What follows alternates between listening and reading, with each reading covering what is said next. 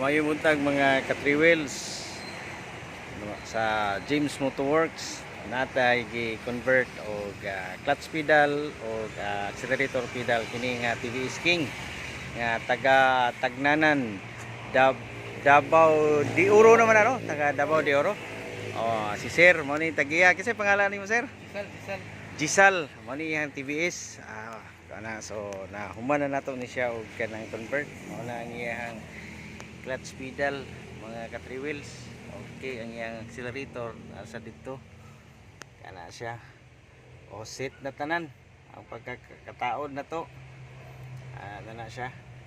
So kinsa tong gusto nga magpa-convert, tawag lang sa 0985-795-6783 ang iyang ato ang Facebook page Jim D. Guzman o bao-bao ang ato ang profile. Ayun kalimot po mga subscribers, mga followers na to nga mag-subscribe sa ato ang YouTube channel para ma-update noon sa ato ang mga bago nga mga ipang taod na to.